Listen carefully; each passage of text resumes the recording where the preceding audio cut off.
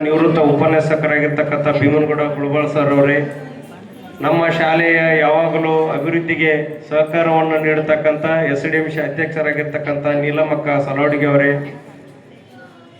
ನಮ್ಮ ಗ್ರಾಮಕ್ಕೆ ಸಂಗೀತದಿಂದ ಹೆಸರು ತಂದು ಕೊಟ್ಟಿರ್ತಕ್ಕಂಥ ಆಮೈ ಮುತ್ತೆ ಅವರೇ, ಹಾಗೂ ಯುವ ಮುಖಂಡರಾಗಿರ್ತಕ್ಕಂಥ ಸಿದ್ಧಲಿಂಗ ರೆಡ್ಡಿ ಪಾಟೀಲ್ ಅವರೇ, SDMC ಸದಸ್ಯರಾಗಿರ್ತಕ್ಕಂಥ ಮಾಂತಮಕ್ಕ ಸಜ್ಜನ ಅವರೇ, ಈ ವೆಂಕನಗೌಡ ಮಾಲಿ ಪಾಟೀಲ್ ಅವರ 5ನೇ ಪುಣ್ಯ ಸ್ಮರಣೆ ಕಾರ್ಯಕ್ರಮಕ್ಕಾಗಿ ಆಗಮಿಸಿರ್ತಕ್ಕಂಥ ಅವರ ಎಲ್ಲ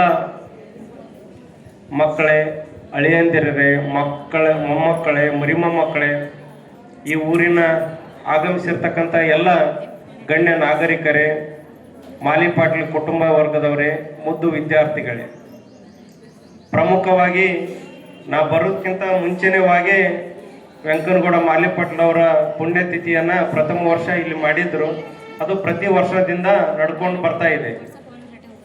ಈಗಾಗಲೇ ಹಿರಿಯರು ಹೇಳಿದ್ದಾರೆ, ಈ ಪುಣ್ಯ ಸ್ಮರಣೆ ಕಾರ್ಯಕ್ರಮ ಪುಣ್ಯತಿಥಿ ನಾವು ಮನೆಯಲ್ಲಿ ಮಾಡಿದರೆ ಅವರ ಇತಿಹಾಸ ನಮ್ಗೆ ಗೊತ್ತಾಗ್ತಾ ಇದ್ದಿಲ್ಲ. ಅಂದ್ರೆ ಮುಂದೆ ಈಗ ಇರ್ತಕ್ಕಂಥ ವಿದ್ಯಾರ್ಥಿಗಳಿಗೆ ನಮ್ಮಲ್ಲಿಯೂ ಕೂಡ, ನಮ್ಮ ಗ್ರಾಮದಲ್ಲಿಯೂ ಕೂಡ ಸ್ವತಂತ್ರ ಹೋರಾಟಗಾರರು ಇದ್ರು. ನಮ್ಮ ಸ್ವತಂತ್ರ, ನಮ್ಮ ನೆಲಕ್ಕಾಗಿ ಅವರು ಹೋರಾಟ ಮಾಡಿದ್ರಂತಕ್ಕಂಥ ಇತಿಹಾಸ ಪ್ರತಿ ವರ್ಷ ನಮ್ಮ ಮಕ್ಕಳಿಗೆ ಗೊತ್ತಾಗ್ತಾ ಹೋಗ್ತದೆ. ಹಂಗ ಇದು ಇತಿಹಾಸ ಮುಚ್ಚಿ ಹೋಗ್ಬಾರ್ದು. ಯಾಕಂದ್ರೆ ರಾಜನ್ ಕೋಳೂರ್ ಅಂದ್ರೆ ವಿರೂಪಾಕ್ಷಪ್ಪಗೌಡ್ರ ಹೆಸರು ಬರ್ತದೆ, ವೆಂಕನಗೌಡ ಮಾಲಿ ಪಾಟೀಲ್ ಅವ್ರ ಹೆಸರು ಬರ್ತದೆ. ಆ ಹೆಸರು ಯಾವಾಗಲೂ ಅಚ್ಚಳಿಯವಾಗಿರ್ಬೇಕು.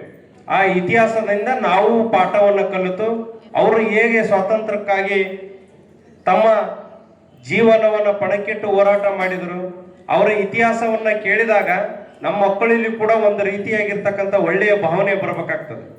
ಯಾಕಂದ್ರೆ ಇವತ್ತು ಸಮಾಜದಲ್ಲಿ ಕೆಡಿಸ್ತಕ್ಕಂಥ ಶಕ್ತಿಗಳು ಭಾಳ ಇರ್ತಾವೆ. ನಿಮ್ಗೆ ಒಂದು ಸಣ್ಣ ಉದಾಹರಣೆ ಹೇಳ್ಬೇಕಂದ್ರೆ, ನಾವೆಲ್ಲ ಗುಳಬಾಳದಲ್ಲಿ ಓದ್ಬೇಕಾಗಿ